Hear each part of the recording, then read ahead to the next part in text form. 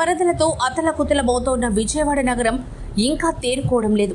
కృష్ణానదికి వరద ప్రవాహం అంతకంతకు పెరుగుతుండటంతో ముంపు ప్రాంతాల ప్రజల్లో భయాందోళన నెలకొంది.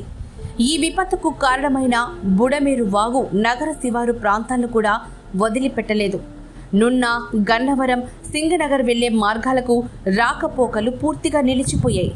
అనేక కాలనీల్లో 5 అడుగుల మేర నీరు నిలిచిపోవడంతో ప్రజలు పై అంతస్తులకు వెళ్లి తలదాచుకుంటున్నారు.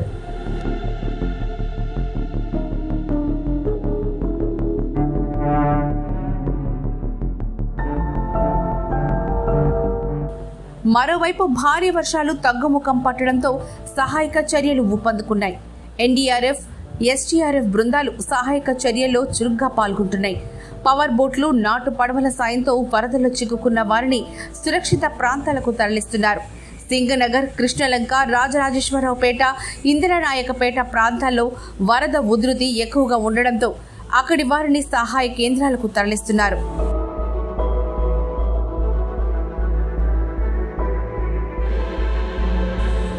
వరద సాయంపై ఆదివారం కేంద్రంతో మాట్లాడిన ముఖ్యమంత్రి చంద్రబాబు నాయుడు పవర్ బోట్స్, హెలికాప్టర్లు, ఎన్డీఆర్ఎఫ్ బృందాలకు ఏపీకి పిలిపించాలని కోరారు. దీంతో వివిధ రాష్ట్రాల నుంచి విజయవాడకు కేంద్ర బోట్లను పంపించింది. మరోవైపు లుధియానా నుంచి ఆర్మీ విమానంలో గన్నవరం విమానాశ్రయానికి 100 మందితో ఎన్డీఆర్ఎఫ్ బృందాలు చేరుకున్నాయి. 6 ఆర్మీ హెలికాప్టర్లు కూడా వచ్చాయి.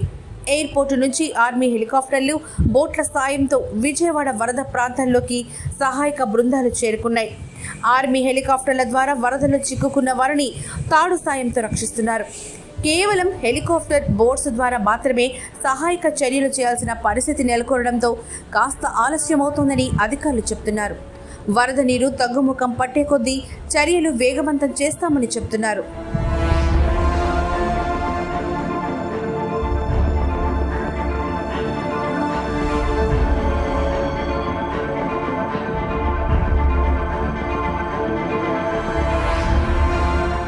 వరదల్లో చిక్కుకున్న వారికి ఆకలి బాధ లేకుండా ప్రభుత్వం అన్ని ఏర్పాట్లు చేస్తోంది.